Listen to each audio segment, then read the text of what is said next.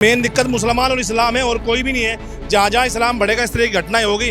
हिंदुस्तान में भी जिस दिन इस्लाम पूरी तरह बढ़ जाएगा यहाँ भी इस तरह की घटना होगी। जब से हिंदुओं मुसलमानों की संख्या बढ़ी है, इन्होंने जो है देश के अंदर हमारी मां बहनों की इज्जत लूट रहे हैं, हमारी बहनों को बच्चों को ये जो है जिहाद में फंसा रहे हैं। जिहादी उग्र भारत के गाँव, या तो विचारधारा बदल दो, ये भागो उल्टे पाओ। हिंदू की इज्जत न रहेगी, टोपी का ही होगा जोर। जो एकजुट वो राज करे, जो टूटे वो कमजोर। जो एकजुट वो राज करे, वो एकजुट है। चारों तरफ नाले खाले में बस रहे हैं, चाहे वो भाजपा के विधायक हो, चाहे वो भाजपा के पार्षद हो। वोटों के लालच के चलते उनको पनपा रहे हैं, लेकिन उन्हें भी देखना पड़ेगा। उनकी बहन बेटियों के बलात्कार भी सरे चुराए होंगे, उनके परिवार के लोगों को भी सरे चुराए जिंदा जलाया जाएगा। छोटे छोटे बच्चों को सिखाया जाता है काबिल को जहाँ भी दिखा मार दिया जाए। भाई साहब, हमारे संस्कार ये नहीं है। स्लो पॉइजन मुसलमान है, सारे इशू की जड़ ही मुसलमान है। मुसलमान का खात्मा करोगे तभी सनातन बच पाएगा, नहीं तो बच नहीं पाएगा। दीपू दास वो दलित था।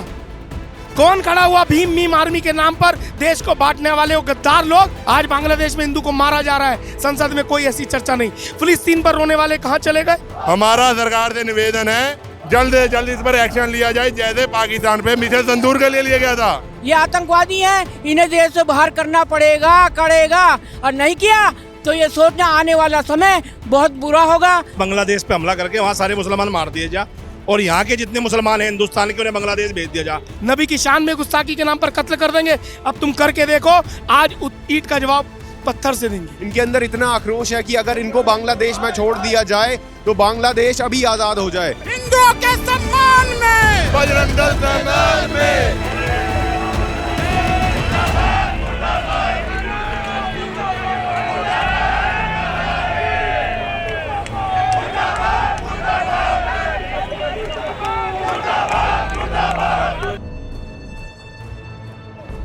नमस्कार दोस्तों, इस वक्त हम घंटाघर में मौजूद है और आप मेरे बगल में देख सकते हैं ये विभिन्न हिंदू संगठन बजरंग दल के लोग यहाँ पे जो बांग्लादेश में हिंदुओं के साथ अत्याचार किया जा रहा है उसके खिलाफ विरोध कर रहे हैं, विरोध प्रदर्शन कर रहे हैं। आइए इनसे सुनते हैं कि ये करने की ज़रूरत क्यों पड़ गई और जो अत्याचार हो रहा है उसके खिलाफ कितना इनके अंदर आक्रोश है। इनके अंदर इतना आक्रोश है कि अगर इनको बांग्लादेश में छोड़ दिया जाए तो बांग्लादेश अभी आज़ाद हो जाए। आइए लोगों से बात करते हैं। मैं तो यही कहना चाहूँगा, बांग्लादेश पे हमला करके वहाँ सारे मुसलमान मार दिए जा, और यहाँ के जितने मुसलमान हैं हिंदुस्तान के उन्हें बांग्लादेश भेज दिया जा। तो दो मसले खत्म हो जाएंगे, एक तो यहाँ के मुसलमान से झगड़ा खत्म हो जाएगा, और एक वहाँ का मुसलमान पूरी तरह खत्म हो जाएगा। यहाँ का मुसलमान सारा वहाँ शिफ्ट कर दो, बस सारा झगड़ा खत्म हो जाएगा।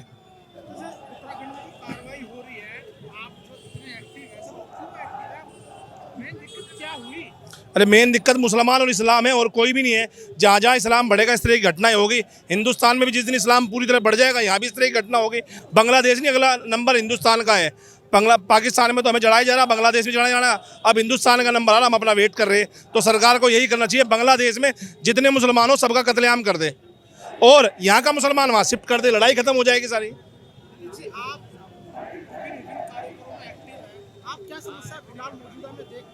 मुसलमान है समस्या, इस्लाम है समस्या। स्लो पॉइजन है मुसलमान ना, धीरे धीरे लोगों के जहर की तरह अंदर जा रहा है और धीरे धीरे हिंदुओं को मार रहा है। स्लो पॉइजन मुसलमान है, सारे इशू की जड़ ही मुसलमान है। मुसलमान का खात्मा करोगे तभी सनातन बच पाएगा, नहीं तो बच नहीं पाएगा।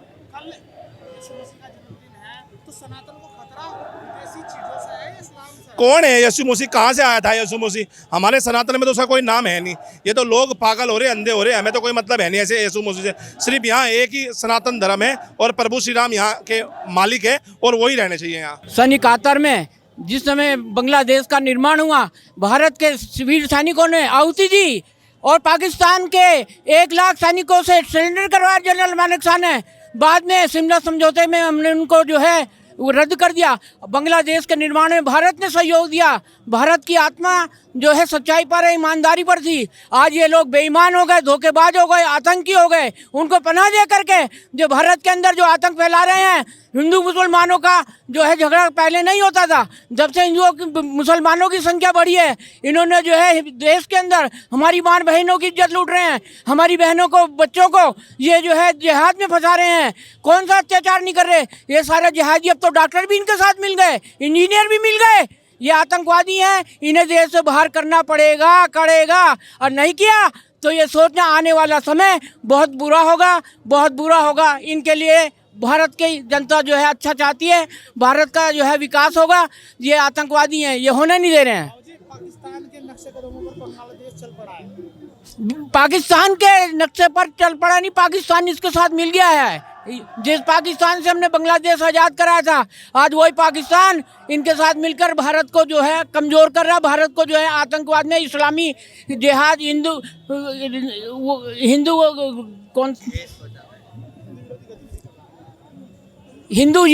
के ऊपर अत्याचार कर रहे हैं। ये इनको छोड़ना नहीं है, छोड़ना नहीं है, छोड़ना नहीं है। भाई साहब बहुत दुख दी करता है ये। हम ये कहेंगे हिंदुओं पे अत्याचार बंद हो। हिंदुस्तान में हिंदू ही हो, हिंदू कहीं भी रहता है, भाई साहब हमारा भाई है। अत्याचार बिल्कुल भी बर्दाश्त नहीं किया जाएगा। हमारा सरकार से निवेदन है जल्द से जल्द इस पर एक्शन लिया जाए, जैसे पाकिस्तान पे मिसाइल तंदूर के लिए लिया गया था। हमारा हाथ जोड़ के ये निवेदन है। सर देखो, एक तो बांग्लादेश को आज़ाद भी इंडिया नहीं कराया है, अब वहाँ पे हिंदुओं की ऐसी हालत हो रही है, ऊपर से बांग्लादेश के जो मुस्लिम हैं वो यहाँ पे अवैध अतिक्रमण कर रहे हैं, आ रहे हैं। भाई साहब यही तो है, क्योंकि हिंदुस्तान तो सभी को शरण देता है, वो भागकर इसी तरफ आते हैं। किसी पर भी अत्याचार या मुसीबत आती है, लास्ट में उन्हें हिंदुस्तान ही दिखता है। हिंदुस्तान हमारे शास्त्रों और धर्मों में बताया गया है एकता के लिए। हमें हमारे गीता में नहीं सिखाया जाता, जैसे उनके कुरान में सिखाया जाता ना काफिरों को मारा जाए। हिंदुस्तान में ना किसी भी गीता में, ना किसी धर्म में हमें सिखाया नहीं जाता। किसी भी हिंदू बच्चे को ये नहीं सिखाया जाता, हमारे और के छोटे छोटे बच्चों को सिखाया जाता है काफिर को जहाँ भी दिखा मार दिया जाए।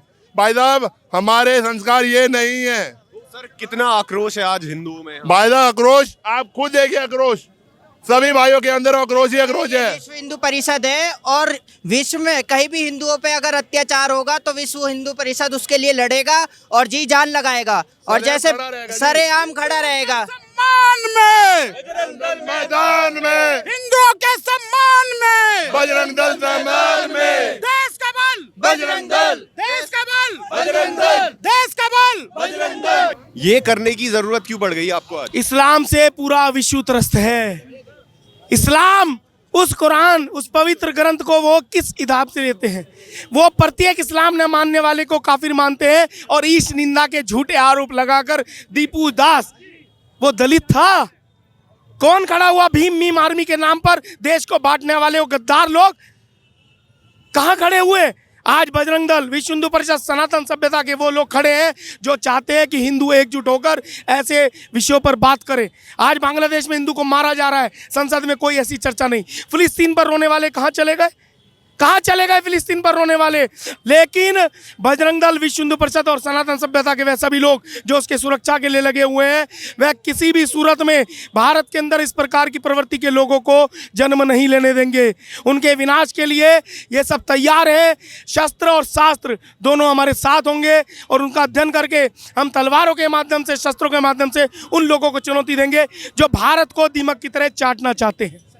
सर जैसे बांग्लादेश में हिंदुओं के साथ ये हाल हो रहा है, ऊपर से बांग्लादेश के मुस्लिम यहाँ उत्तराखंड में, इंडिया में आ रहे हैं, पर जो उन्हें आने दे रहे हैं, जो उन्हें पनाह दे रहे हैं यहाँ पे, उन पे हिंदू संगठन जो भी हैं वो कार्रवाई क्यों नहीं करते? जब कारण आप एक ही समझिए, जिहादी उग्र भारत के गाँव, या तो विचारधारा बदल दो, ये भागो उल्टे पाओ। हिंदू की इज्जत ना रहेगी, टोपी का ही होगा जोर। जो एकजुट वो राज करे, जो टूटे वो कमजोर। जो एकजुट वो राज करे, वो एकजुट है।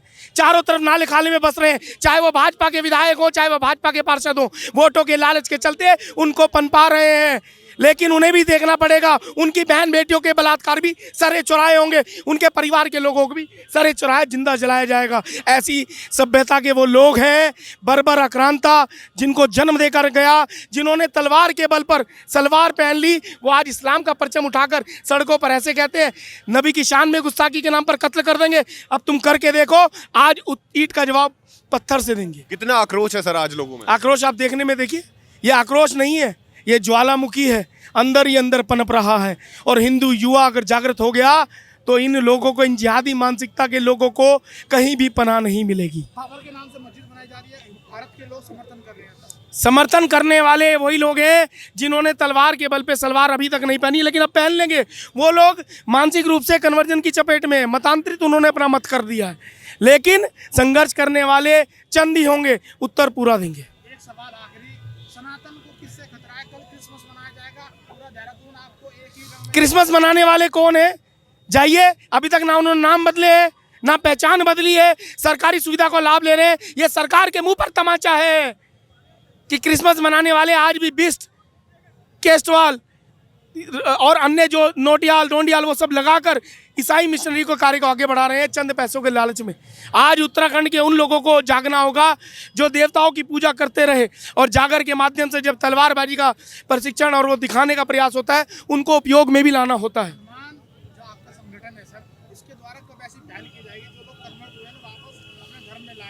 देखिए, इसके लिए प्रयास सिर्फ बजरंग दल विश्व हिंदू परिषद ही नहीं, अभी तो संपूर्ण समाज को करना होगा।